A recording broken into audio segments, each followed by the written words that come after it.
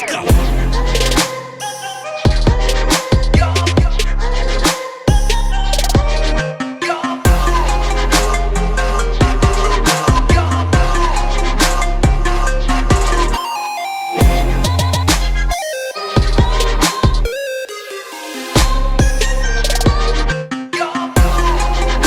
Mr. Pritchard Pub once again. It's going to be his second appearance on the show. The last time he was on, I think it was like episode 100 something, actually. Mm-hmm. So now we're all the way into the 500. So usually when I like to do this, you know, as I tell everyone, go and check out the guest's first appearance. That way you get like, you know, origin stories and all that stuff. Because, you know, when you do like first appearances or whenever you do a show with someone one-on-one, there's different dynamics for a different time period, even given in any year. So when you have those updated conversations, it's always nice to see where things are at, you know. I know. And as you guys know, for the Iron Man podcast, since you're watching this on YouTube, most likely, I've told people go and follow me on Rumble. All the episodes for the Iron Man podcast are in order there, from episodes 1 to episodes 499, because on YouTube we started putting out the episodes here at episode 500 because, you know, I at the end of the day, it's all that basically what it comes down to, everyone, is you got to get the show seen, and the show is not going to be as seen if it's only just on Rumble, because Rumble doesn't really have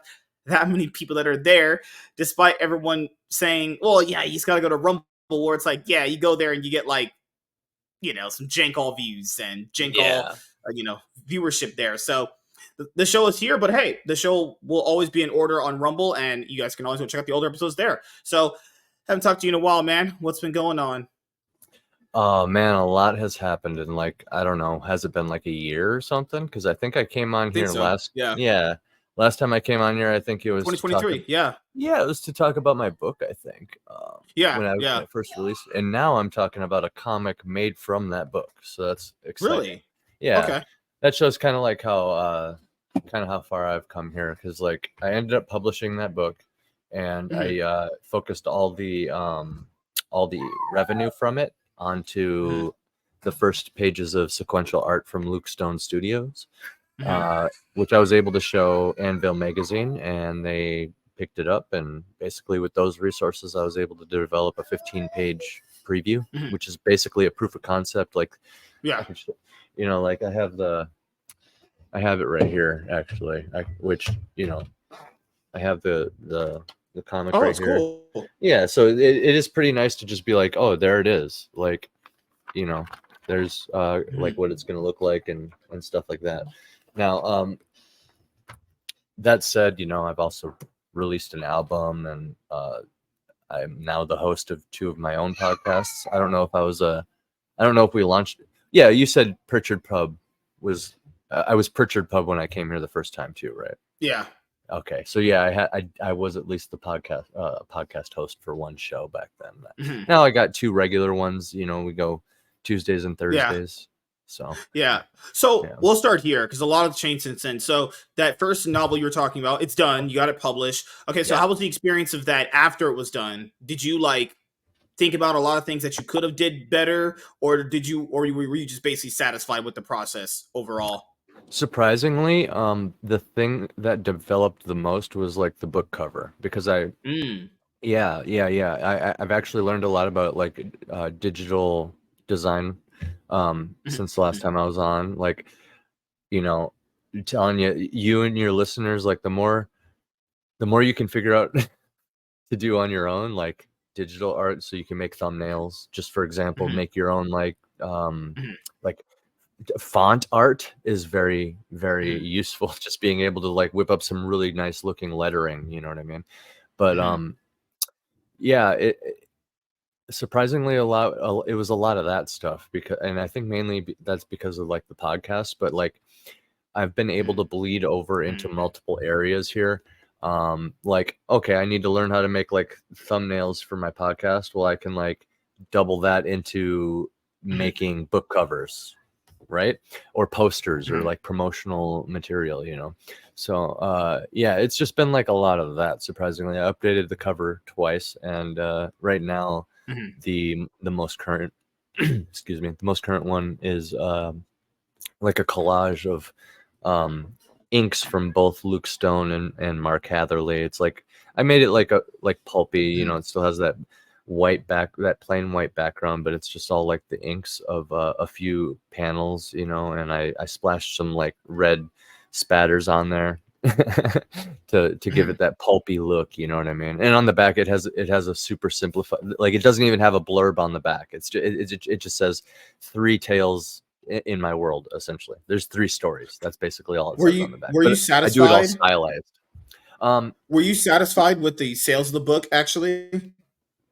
for my considering it being my first book and like how short it actually was, even though there is 3 stories, Mhm. you know, it was I view it as well received. I got like a nice handful of very positive reviews that Mhm. I can go into every single one of my reviews on Amazon and probably and pull a favorable quote out of all of them. And that makes me Mhm. feel really good, especially when I was like putting together my press kit for like this tour right now. Um, it was nice to just be able to find a couple like good quotes out of like genuine. Mhm. There's the reviews right there. You know what I mean? There's the quote. Yeah, and it's been cool. But like, yeah, it hasn't. I kind of had a hunch since it's my first book, and I'm just kind of getting into it as like a writer. Well, not anymore, but like at the time, it, it, I realized that like people need a low barrier of entry to like get to know me essentially and develop some Mhm. trust. So like I figured short stories, right? Because it's like here's multiple stories from start to finish. Even though they're short, you can kind of see where I'm going with story creation and the types of characters I'm with. And like the thinner book, it's like respecting the reader's time. It's like Yeah. you don't have to commit to a book that's like, you know, like that in order to just get to know me really quick. You know, you can test the Mhm. waters on just one of these short stories, which are Yeah. each divided into their own scenes, so you can get to the end of a Mhm. scene and decide you've had enough or whatever, you know. That's what I've also thought was a good idea that people should start doing, to kind of, change up the format a little bit by how they, do these kind of things. Because it feels like everyone's just doing everything so standard. And that idea that you had, I actually like when authors sometimes just put out like creative anthologies of stories that they kind Right. of did want to do, but they weren't fully committed to going with the full thing because they probably knew it wasn't gonna, fulfill an entire series out of it. Those things are cool because it gives you just enough of what something good that might be out of it versus like, hey, let's just drag on this series, forever when it was only a 12-page monologue anyway. Right? You can see right here. These are my story seeds. Check this out. Mhm. These are just story ideas, brother. Look at this. It keeps going. It keeps going. Yeah, These not are a lot of all investment, just super simple. Yeah. this is all super dope shit too. I'm not Hmm. even tooting my own horn. Like it's just like anything that I'm just like, that sounds Hmm. cool. You know, I toss it. It keeps going. You see that? So like I know if other authors are like me, they have just an overflowing amount of ideas, right? The ideas are not scarce. Um, writer's block, I've heard a few people say, Hmm. is just kind of like procrastination. But I mean, I can kind of see where like you've reached Hmm. or like lack of planning is another way I've heard other people say, Hmm. like you haven't outlined enough or you're just procrastinating or something like that. But yeah, I do acknowledge that there is like just like creativity shortages. You know how we Hmm. can, as human beings, we can get depressed from time to time. It's just like you can get uncreative from time to time. I could see that, you know. Maybe you need like to just go Hmm. like shut your brain off for a few minutes or Hmm. whatever, a day or so. But yeah, I digress. Yeah, it's been a whole like journey, dude. Yeah, like the Damn, it podcasting feels like thing. once you've actually did it, it's just like, damn, I'm done with it. Did you feel super exhausted after the book was done and it sold and it went to people? Yeah, and I mean it's still like I very much each of these projects that I do, I very much don't view it as like a finished thing, like it's a closed Mhm. book, done over with type thing. Mhm. I very much view that book like I made that and now I have that forever. And I view Yeah. my current comic campaign like the same way. Like that's why the goal of the campaign isn't to profit. It's just to finish that. It's to finish that 15-page proof of concept out to the Yeah. end of the short Mhm. story. It's a short story, so it has a defined ending too, which means like people don't have to like rely on having a second successful campaign, for instance, or selling enough of this one after it succeeds to fund the next one. It means like if I never make another graphic novel ever again, I will always have this one from Luke Stone that I can always sell.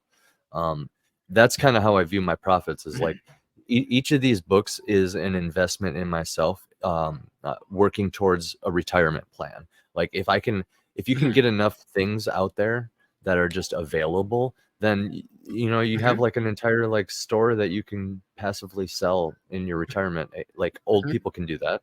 An old guy could sell books, like what the hell ever. That sounds awesome, So because I wanted to ask like, you about the podcast stuff before the book, before the comic book stuff. So this is what people don't understand about podcasts, and you would know because you do them. A lot of people don't actually get these things. Once you actually do a podcast, your mind changes on like a lot of things about how you just do content in general. Because like when people like look at a podcast, they're just looking at the end result, but that's all they're looking at. But and I don't know how do you on your shows, do you have like a panel or whatever, or you just do it solo? I co-host with my wife on Thursdays, and we do kind of like a relaxed interview format, and then I have three other co-hosts on Tuesdays, which is right after this interview here. We kind of it's kind of like a bro hangout, but we shoot the shit, we do stay on certain topics that we agree to ahead of time, and we review a movie every week. And if and between the movie review and shooting the shit, if we can like sneak some relevant like cultural topics in there too, we try to.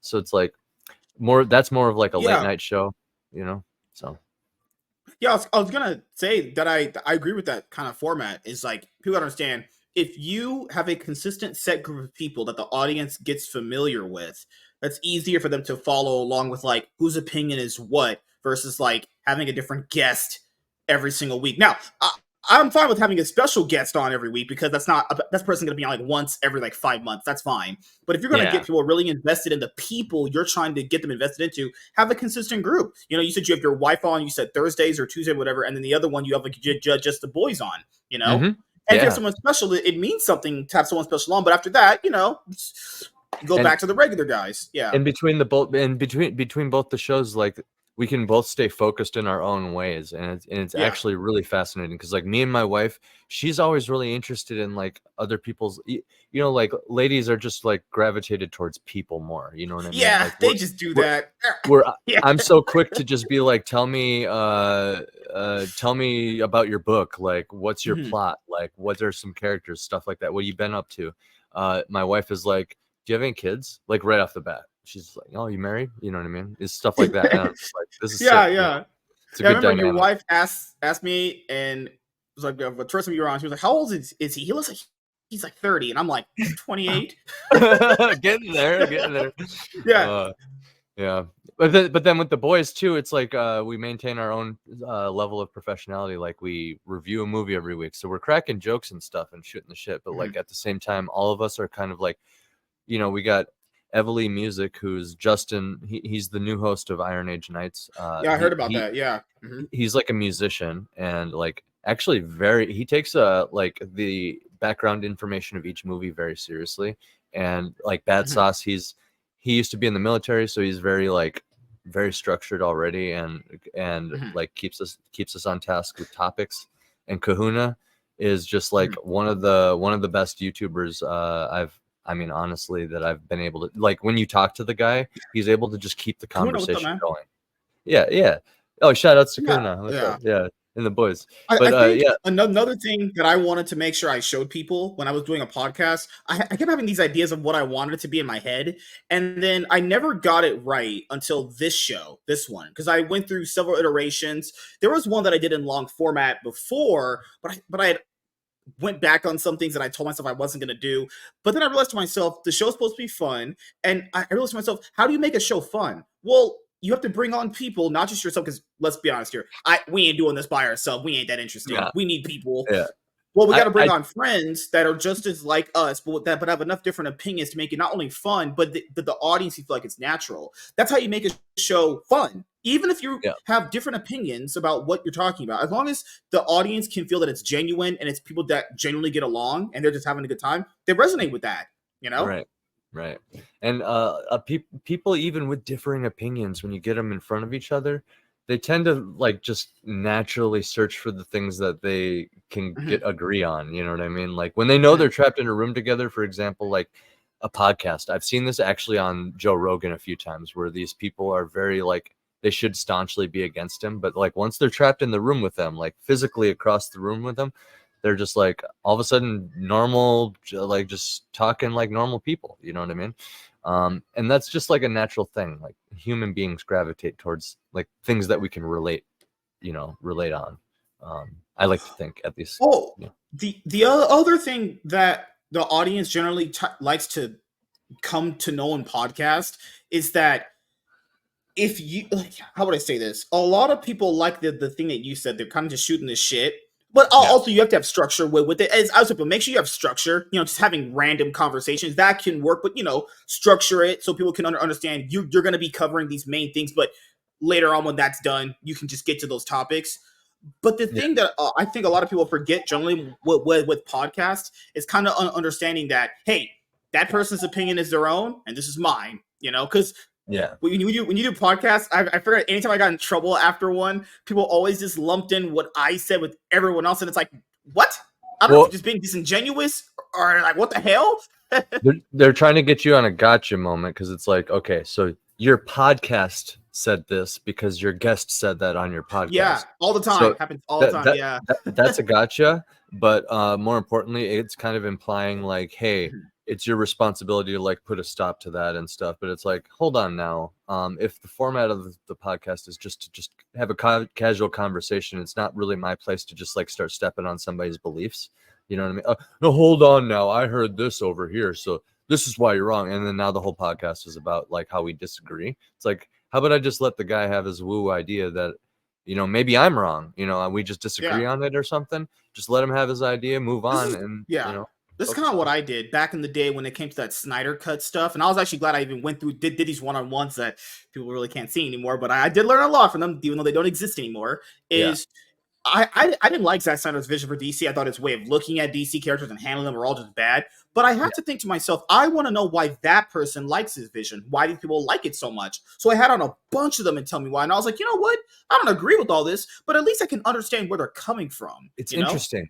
It's super interesting. Yeah. You learn a lot. Yeah. Yeah. You don't even have to agree. And actually, what I figured it out is that if you hear the other side's thing, it even sharpens your own way of looking at stuff. Because if you're in an echo chamber too long, just things become kind of mundane and not fun. I like entertaining the other side's arguments. It's fun to know how stupid someone is. Because if I didn't hear it, I would know how dumb people are. As Dr. Disrespects have happened today, and that was bad. That was really bad. Yeah, dude. Also, the thing you said about religion, I think I told you this last time. I'm not religious. I actually really don't care for religion all that much. I find the topic very boring, but I'm not gonna like shit on someone because they're a Christian. I'm like, I'd be like, God, whatever, That's a good point. That's a very good point, because it's like a religious person and likewise a non-religious person should still be able to get along, unless it's like explicitly written in, like, I would say, unless it's specifically written in the person's religion that they shouldn't associate with those people. But it's my understanding that most religious people do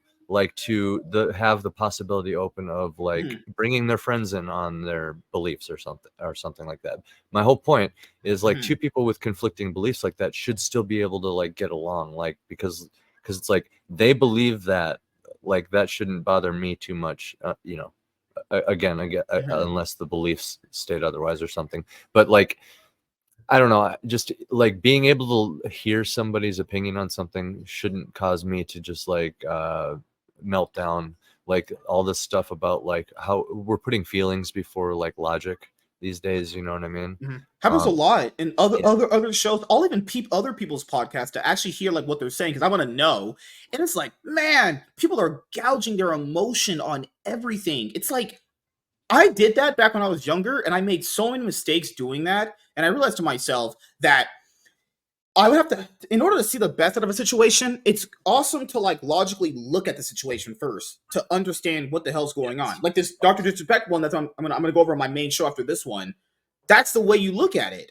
You have to logically go, okay, there's some problems here with all this content. I'm pretty sure you've seen it as the discourse on Twitter, not with Dr. Disrespect, the Star Wars stuff, right? back in the day, when you were talking with your boys, you just shoot, after a band rehearsal, you just shooting the shit. You'd be like, hey, yo, dog, did you like the new show that came out? He'd probably be like, yeah, and you Exactly. talk about it. But in the conversation, not one person would bring up, man, you didn't like that black girl actress, you're a racist. It's like, no one does that. No one still does that. It's just an internet thing, right? No one did that, right? No, I really not in fail to person. understand where it comes from, Yeah, they never did that in person. Like, and when they did, it was it was very much probably kind of more like how The Simpsons portrayed it, where it was like it's like the most extreme minority group of people who are just extremely vocal, like Comic Book Guy. You know what I mean? Where he can't Yeah, help yeah. he can't help but shout it at people. But it's like now everybody has turned into Comic Book Guy on the internet, except they don't know anything about the origin Not of even these close. things, You know or what's they don't crazy? care. Yeah, The easiest tell is when someone says it's happened in the comics is all automatically the most casual tourist bullshit. Now I've told you before, yeah, if you're a yeah, casual, that's fine. But when you exactly. are trying to explicitly state that something happens and you say it happened because it's in the comics, I'll put this right now. There are comic books out there that are very, very badly written, like very badly written. But someone would say, what happened in the comic books? That doesn't make it good. That doesn't even mean people even liked it in the books when it happened, right? We'll use an example. The Exactly. Fantastic Four female Silver Surfer. People like, what happened in the comics? Yeah, it did. You know what Once. happened to it? It's not the It was majority. yeah. First of all, that was 3 issues, and that was 2012. So that's the all new, all different Marvel BS, which we know didn't sell well because they reversed it instantly. And the thing is, I imagine 90. I had to. I'm not sure. I don't really read Fantastic Four all that much. Even I had to look her up because I don't know who the fuck that was.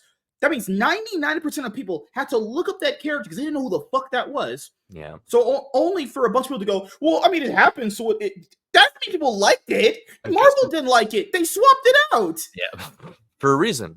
Why Yeah, would they? Why would they? Did it not that sell yeah. good or something? Did people Damn. not receive it well? You know, like might have been. The sales might yeah. have been non-existent, invisible.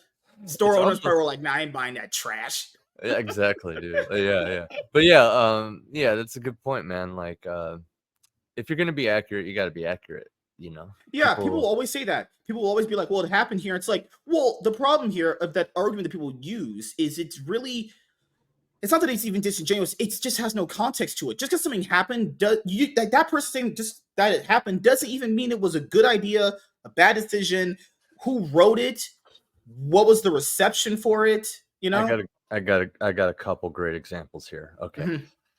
Are you ready? So Yeah. the most recent one is the War of the Rohirrim anime for Lord of the Rings that's coming out. Oh, okay. They took Helm Hammerhands, I think it's his daughter or something. Don't get me I Mhm. mean I have my Silmarillion right over there, but I'm not like familiar on the obscurities of like deep lore, and it's been a while since I even opened it, to be fair. But they took you know, you've heard of Helm's Deep? You familiar with Lord of the Rings? Yeah, I saw the 3 movies and the Hobbit trilogy. It's the castle from the second movie, Helm's Deep. It's Yeah. so it's the dude that ancient castle's named after. So it's this Okay. old character, right? And his obscure like daughter or something, who's Mhm. literally the only line she has in the entire Silmarillion or the entire lore of Mhm. Middle Earth is she got married. Next, that's all they said. That's the protagonist of the new anime. So it's like what you were saying, like just because they have this idea that just because they can, they should. When it's really like just because you should doesn't mean just because you can doesn't mean you should, is the way I look at it. Doesn't mean you necessarily should. Another good example is the show. Well, because like think about that. You have to invent a whole bunch of your own lore around this character. Not only Mhm. that, it's kind of counterintuitive if the literal Bible of the world, the only mention of said character is that she got married, which means she's unremarkable. She did nothing. She did nothing with her life. She got married. That's it. That's it. And on top of that, brother, they ignore another character that is around this same time period who is a strong leader, female, like powerful female who saves her people from an orc siege. I don't know if you know much about like sieges in history. They can be brutal. They can be brutal. So you get a woman that rises up and like leads her people through a siege of orcs. That's like next level like heroism. They just ignore her and they're like, let's focus on this chick where it says all she did was get married. Well, let's change that. No, you're gonna get bad reception. The other example is the show Vikings.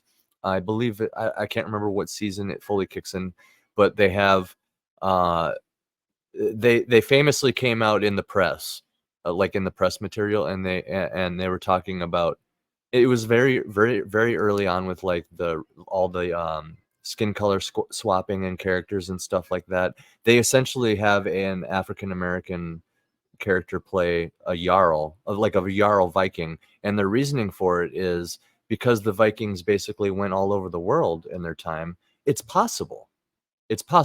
So they just decide to do that, and this is on the History Channel. This is a show on the History Channel, so it's like I'm not saying like I'm writing, my comic is about, like the Vikings. I understand, like I'm Aren't not Vikings accurate either.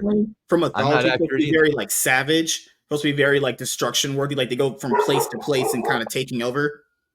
Right. Right. But it's just an example of the mindset that, and that was literally their marketing campaign. They said just because it's possible, we should. When it's just because you can doesn't mean you should, is the way like I look at it. Because like there's revisionist history. Did you see the Cleopatra stuff going on? Yeah. Yeah. There's even Egypt was like, what's going on? You know what I mean? So it's like, people take it too far, is all I'm saying. And then there's also a clear lack of respect for source material. yes, I've noticed that in books and cultures, and certain cultures too. Like okay, you want to race swap a jarl, for example. You can look into very rich like African culture and make a really cool show. Call it Musa. And have it be about Mansa Musa, bro, the richest man of all time. Holy shit, I would watch that show and have it be super high quality, like Game of Thrones or like Sons of Anarchy or Breaking Bad. Because what I've noticed is like in book communities, when a popular book series is translated to a movie, people get very angry when there's not that stuff in there. But when it comes to comics, people just have this weird mentality where it's like, well, I mean, it can't translate very well, so that means you just shouldn't do it. And then they'll allow their brains to accept even more bullshit. Like, well, to be fair, that story takes a long time to do, and they really couldn't do it, so we should just give them some bullshit. It's like, how about just no? How about no? Yeah.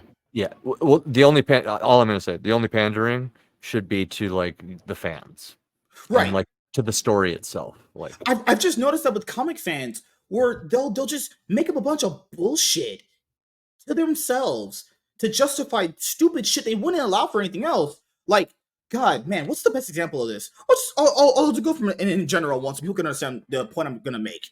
So, just because a story is like hard to do doesn't mean you should just give out some half-ass bullshit just cuz, right? So an example of this would be, let's just say, fucking hell, let's say if they made a Batman Year One live action movie. But instead of having the most important stuff in the movie, they would take it out because it's too hard to do, can't translate very well. Then don't do the story then. If you can't do the most important stuff to make the story, you just don't do it. And then some people said, well, for superhero stuff, I think one of my favorite subscribers, he commented this. So he had a different opinion, which is fine. And he actually brought some light to this that I had to address. And I was like, you know what? That's an opinion a lot of people probably have. His opinion was that if you're coming into superhero stuff, shouldn't someone be able to do their own thing? Yes and no. I think someone should be able to do their own thing and kind of switch up some things. Like if you want a different kind of costume or whatever, that stuff's fine. But if you want to do your own thing, make your own shit. Right. If you really want to do your own thing, make your own shit. Yeah. You can just don't come into Superman or like Batman or whatever and start changing everything. That'd be a good example. Yeah, let's just make Selena Kyle the main story of Batman Year One. Yeah, a lot of people wouldn't like that. Make your own Batman. Make your own Batman. Yeah. Because like I think Chris Hemsworth made this comment a while ago. He was talking about how he felt like him and Thor for the Marvel movies, he felt like he was kind of like not needed in some movies. He had mentioned a very clear thing a lot of people glanced over, where he felt as if like when he entered superheroes, as far as like the Marvel universe, he felt like there was a lot of rules he had to kind of abide by. But it's like, yeah, people already have a set idea of what these characters are from source material. Yeah, I would kind of like you to follow that. If you don't want to do that, you could just go to any other franchise, do whatever you want. You could act in any other movie franchise you want, any series, TV show, anything, you know. But it only comes to comics where people are like, they'll just make all these exceptions for no reason whatsoever, and it just makes things worse. Like, if you're not going to be able to do the story at least 95% good or close, don't do it at all. The Flash movie is an example of that. That movie is some like bastardized ghetto version of Flashpoint where it's so unbelievably bad. Things that even make the Flashpoint story stick aren't even a part of the story. You don't even get the main stuff in there. They just, well, it's Flash and it's like kind of Flashpoint because he goes back in time and it's like, oh my God, why even have this as a movie then? Why waste the storyline? It's a wasted storyline. They're never going to do this again, you know? These things happen like rarely once ever. Like, it's like Superman coming up, also the new Superman movie coming up next year. Put a factor in. That Superman movie isn't good. We're not probably getting more Superman movies ever because most Superman movies are not good. Actually, it's gonna be hard. Yeah. Divinity, what's up, man? The most successful I like sex ones? swapping shit. What? All chicks make it slutty. Seems to be a winning formula. Yeah. I tell it to Furiosa. That's fair. It's like what the best-selling comic startups are. So yeah. But oh, that just derailed me. I forgot what I was gonna say. Yeah, Hollywood is so disjointed, man. If you're trying to change IP so much, and you refuse to make your own, and you're willing to burn as much money as it takes to do so by like bringing in like big actors and stuff who are probably behind whatever the weird shit you're trying to do is anyway. I think it's not about making your own thing. It's at that point it's about vandalism. It is quite literally about destruction of like heroic destruction, tearing down the statues, so to speak.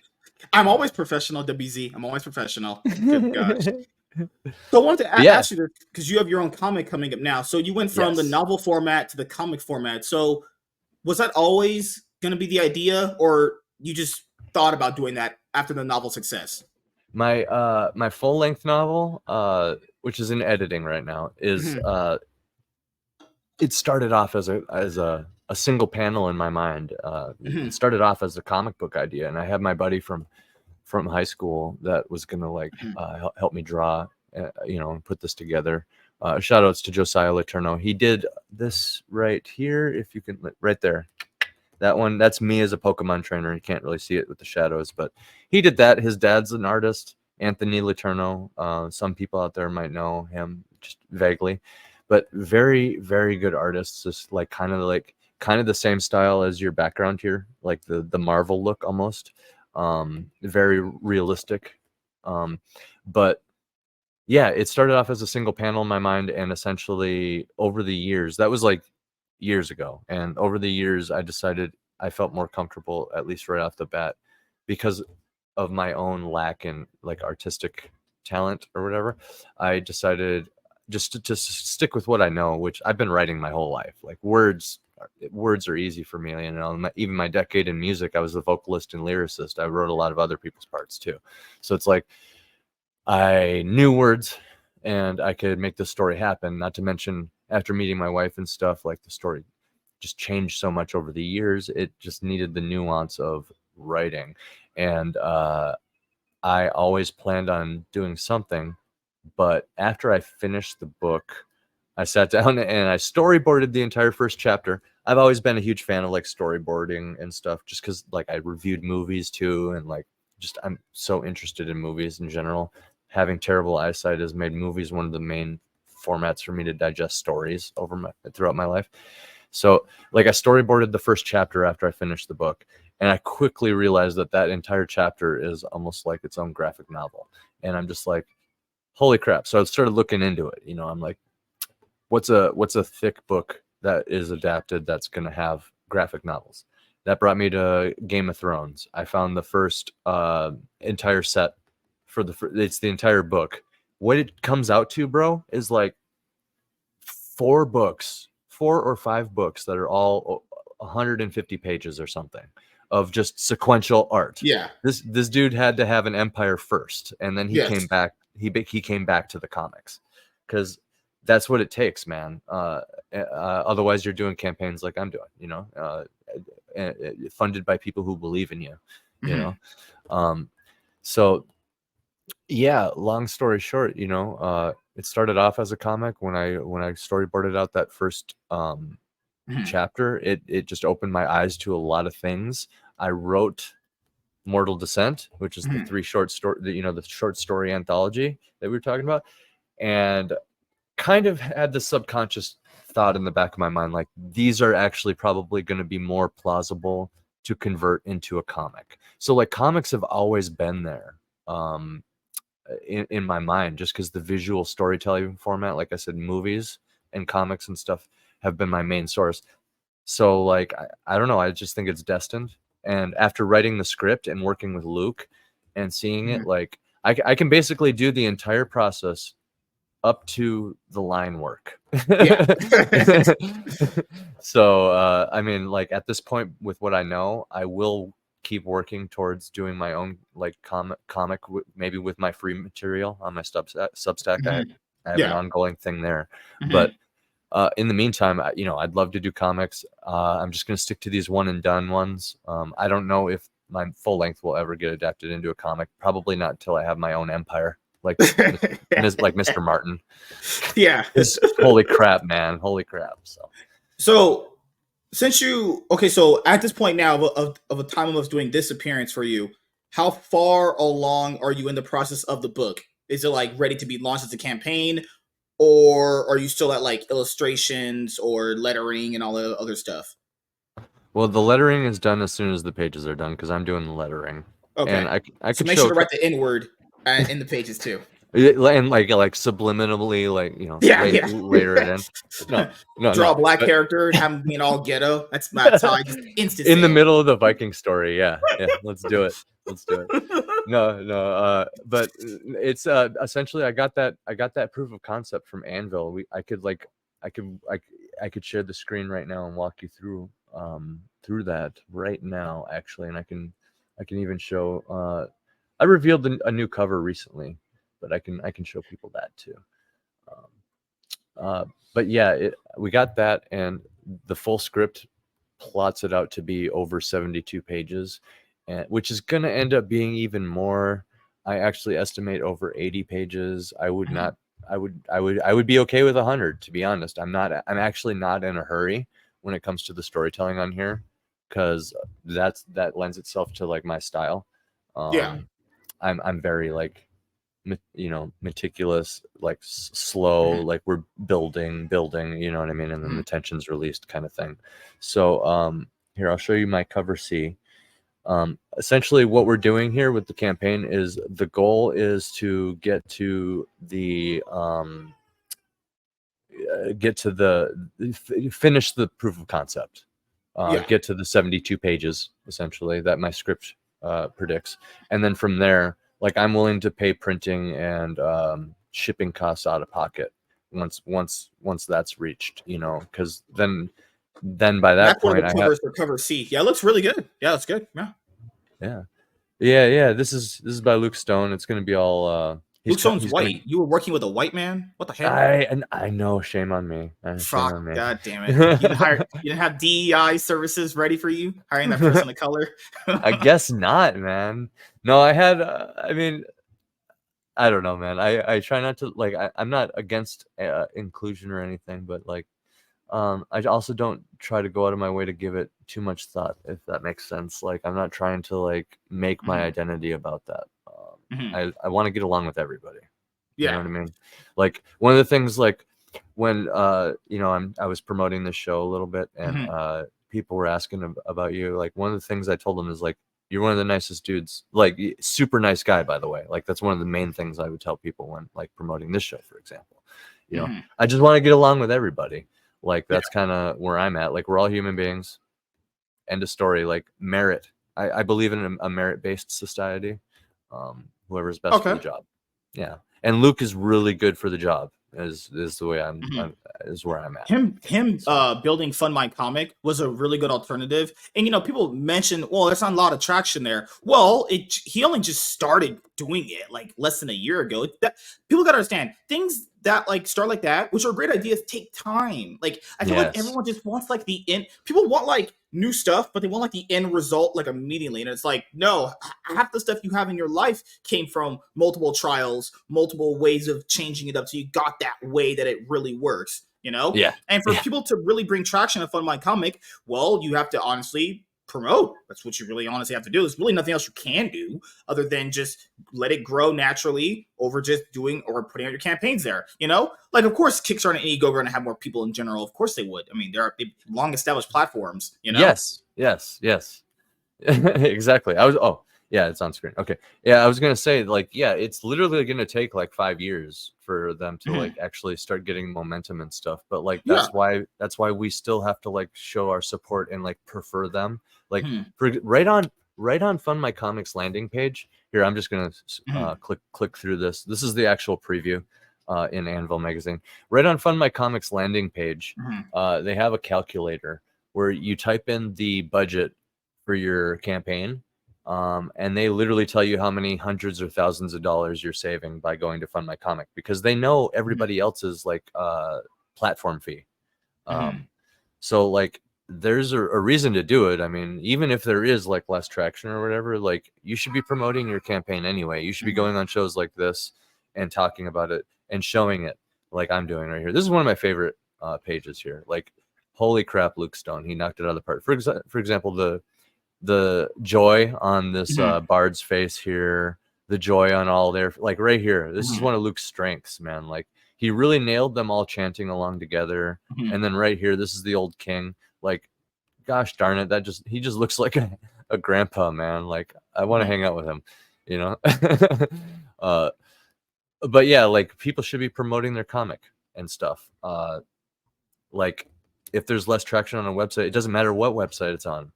To be honest, like, are you counting on that website for everything, or do you actually have weight that you can pull to get people? You know what I mean? Like, if I wasn't hosting the podcast I have, having the guests I have on, showing the support to indies I've been showing for the past year, essentially getting my feet wet since I published my book, like that's a whole entire year that people have to go check out my novel, see what kind of a writer I am, skill level I'm at and stuff. They could come onto my show if they wanted to, check out my show with other guests, and really see how I am as a person, get to know me over the course of a year before I even consider something like a campaign. If I just came out of obscurity with this, that would be a different thing. And even with all the stuff I'm talking, I like this. Oh, this last one here? Yeah, that's my favorite page. Yeah, it looks good. Yeah. This is the end of it. He's Did were you inspired by like World of Warcraft at all? A little bit? As far as the story goes, as far as like the orc thing. Well, orcs, let's see. I would say my biggest Warcraft is on there for some inspiration, right? Some, but I never actually played that much Warcraft. I got up to level 20 on the free trial a couple times, but my orc inspiration actually comes mainly from like actually Lord of the Rings. And I would have to say some Warhammer orcs.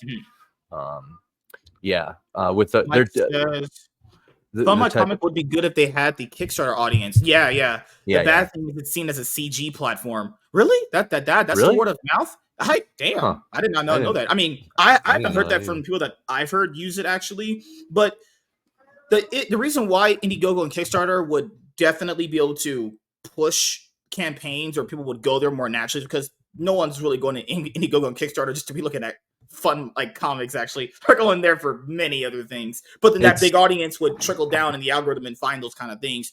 Fund My Comic doesn't have that yet. They just have if you're going to fund your book, that's it. Yeah, and to be frank, a lot of the CG guys were the first ones to believe in it because they saw somebody like Luke Stone, who's like a champion of indie, and or an advocate, and they can get behind that. Like, for as much of the opinions as that crowd does have, like they know a based attitude when they see it. It sucks if it's like labeled as something, but like that just means more people need to believe in it. Like one group That just means one group is the predominant. You look at the most successful comics on there, it is some CG people, but that's just because they chose to back it and promoted it correctly. Like I said, to an extent, like Mike it's cool. says we have a campaign going on right now. Kickstarter, we're over 25K. Oh, that's awesome, man. For my comic, we haven't even cracked $500. That tells you right there. Yeah. The audience there, it's going to be just like Rumble, and it's going to have to take time to grow. I would always recommend just like you did right there, just having them on both and seeing the results of both. Because it could also be an audience thing too. Like the audience there just might not be interested in that specific thing, Because I had another author on, like I think an episode 501, he talked about that too, where someone could have a really good idea and make whatever they're making, but if there's no audience for it on whatever you're trying to put it on there, it's just, they won't get to it, Like at the end of the day, it is an audience thing. Like the audience does kind of get to decide what they want, and they kind of get to decide who they're throwing money at. Actually, my cat's bad needs. What's up, man? What's up, dude? CG almost exclusively sells on Indiegogo. Yeah. There's the few here and there. Interesting. Yeah, it really just depends on which side of the aisle you fall on, because of what you're generally going to see out of like bigger creators too. Like Kickstarter, I would imagine that what you guys are doing is going to work there because hot ladies and boobs. I mean, I wouldn't like that. Just there will be orc muscle mamas. There's a couple badass babes in there. So. But like we're having like orgies with dragons or something. No, kicking dragons' asses, bro. Oh damn it! Ugh. Yeah. But my comic has less volume but more reliable quality comics. Yeah, I know. What's his name? John Longbox. He's doing his on there. Actually, and I like Luke. I've had Luke on a few times on the show. Hope his stuff works out good. It takes time to build up any audience. Just because it doesn't look good initially up front, there's like not a lot of audience there to begin with. Doesn't mean it couldn't grow. All that means is you just got to just promote, word of mouth. Those are always good things. And keep in mind, when someone's making a genre, keep in mind, I tell this to anybody, is that something people want? Is it something anybody needs, right? Because if that's not someone wants, then, well, sorry, It sucks. It's a passion project and it means a lot to people. But hey, if you're making shit no one wants to read or care about, then that's kind of the results you get, Right. Mm-hmm. Well, and to be fair, I laid out the 3 story ideas to Luke Stone, and he chose the Orc Vikings. I was like, do you want lizard people? You want reanimated human soldiers, or you want orc Vikings that fly? And he's like, oh, flying Vikings, bro. Let's go. So I was like, okay, I'm down. Well, I wanted to ask you this, which is, the thing you mentioned earlier about the whole promoting, and if you're an indie guy and doing this, the reason why I think a lot of people kind of fail at it, not because they can't do it, because I don't really think people can't do stuff unless it's specifically certain things, like things that you can't do, like because of physical capabilities. There are certain issues people have when it comes to doing these things. They're not really good at conversating. That's like the biggest one. Because when you're on a podcast, people want to hear you talk and have conversations about like your thoughts, why you thought whatever, blah blah blah blah, stuff like that. I feel like a lot of people, when they kind of do these kind of things, when they go on shows and promote, they're only there to promote their book and talk about it, and they're like, well, I didn't get any sales out of it. And it's like, what did you think was going to happen? Nobody likes that. I had to rein in myself. Nobody likes just direct shills. Yeah. I was like, man, me and him are gonna just talk about like dope political stuff all the whole show. I gotta start talking about my book. I was like, I gotta start talking about it. That's a problem I have, man. I'll just get caught up with chilling, That's the format that I went with for these kind of shows, where if someone has a book, we make that the second part of the show, and we kind of talk about like, generally if it's first appearance, origin story, or how you think about certain things about movies and television, because gotta give the people a reason to back your stuff, because like what's that thing people used to say back in the day, shameless plug. People like that to a certain extent, but if you're like that's your only gimmick, that's gonna be old after a certain point. It only works for Herman P. Hunter that we saw in the chat earlier. His catchphrase is buy my book. And he said he did that specifically because the general advice is never say that if you want to sell it. So he only says that. But on that note, I actually have to get ready for my other podcast. So I am okay with you revealing the video I sent you if you are down. That's not on the landing page. The one I sent, the link I sent you in the Yes. text, is the new video narrated by our own Kahuna here in the chat. He did a little excerpt. Okay, from give the me book. 1 sec. Yes. We got about a good 10 minutes left, and for the final 10 minutes, we'll get that ready. Perfect. Okay. And I have my my stream pulled up too. So, show the boys- trailer.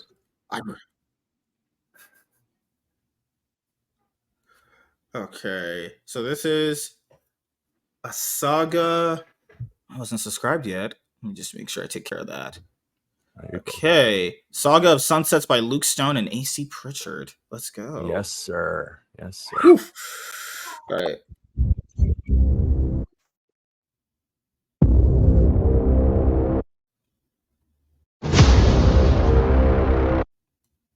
Tensing the muscles in his hands, he remembered how he claimed his name.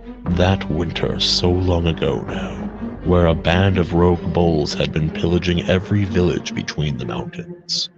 Their rampage broke against me, however, He thought. and a blizzard rose up to protect me.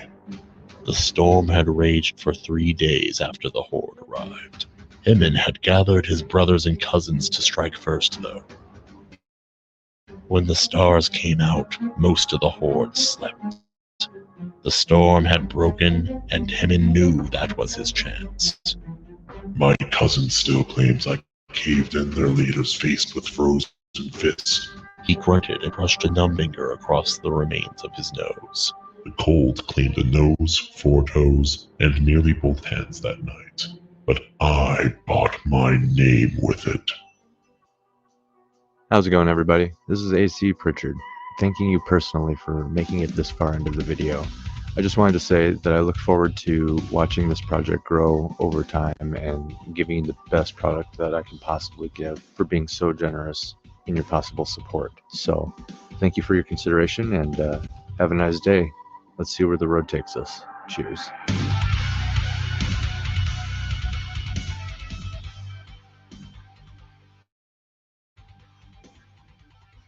Yes, sir. So, yep, that was Kahuna doing the narration, and slapped that together. I made it a tighter video. The last one ran a little long, so. You look at the finished product right here, where it's gonna look like. Damn, that is gonna be a thick book when that gets done. Yep, 72 pages minimum. Like I said, that's not even counting splash pages and stuff. I think I'm gonna. Damn. I'm thinking about doing a fan art contest, which a lot of those might make it into, depending on how that goes. But yeah, this is, yeah, man. I'm planning on going hard, and the goal is to finish it. Profit comes. Do you have like you have a rough campaign funding goal that you're going to be looking for? Like what's like 5K, 3K? Roughly 7K will actually finish the chonker. It'll finish the thick boy. Really? Okay. I'm sure. That's pretty doable. Yeah. Me and Luke have gotten pretty close over the last year, so he might cut me a break a little bit, especially if we're like starting to like really near the end there. He might just be like, let's just go. You know what I mean? But yeah, I think we got to get there first. If we pass the 5K mark, I'm sure he would be like, let's finish this, you know? So yeah, that's I have to update the landing page, but that's the soft goal is like 6-7K, and then from there it's just like I said, I'll do it out of my own pocket if that's what's needed. So I hope your viewers enjoy it. If you back it, that was actually one of the more cooler comic book trailers that I've seen, because generally when it comes to like comic books for trailers, I don't really check those out because they're usually always like the same shit. Yeah. Actually, that was pretty cool. Had a lot of cool narration. The music flowed with it. Very cool. Actually, the art was present. And man, just whenever you get the final book in your hands, you might just break out in tears. Actually, you might be like, I know, man, I know. And yeah, that's where I was at. I was like, I got an audiobook. I have source material. I'm gonna lean into that. A lot of even the bigger, really successful ones don't have source material. They're just making a comic book. But I have source material, so I decided to lean into that, and I even offer the audiobook as like part of the digital package. So yeah, I have to get going to my other show though. So I thank you for having me on. If you want to come on at the Pritchard Pub any Thursday after like July 18th, roughly, just let me or my wife know. We'll write it down. Anytime, man. Yeah, and thank you guys for checking out this video, and we'll see you guys. Oh, what the heck? Oh my gosh! Goodness gracious, why did I do that? My brain is not working. Do you have anything else you want to show to the audience before we head out? Actually, No, just the most important thing is fundmycomic.com/ASOS. That's my SOS. I need help. Come help me fund it. You can follow me on X at AC Pritchard with underscores, A_C_Pritchard. Mhm. Pritchard Pub on YouTube, but fundmycomic.com/ASOS. All right. Yeah. And the last thing I'll ask you is any shout outs you want to give to anyone in particular? Anything you want to say before we head out? Ultimate Kahuna, Bat Sauce, and Evely Music in the chat, and also my wife, Moonzillatero/Catherine. All right. Thank you guys for checking out this video. We'll see you guys in the next one. Goodbye, everyone. Peace.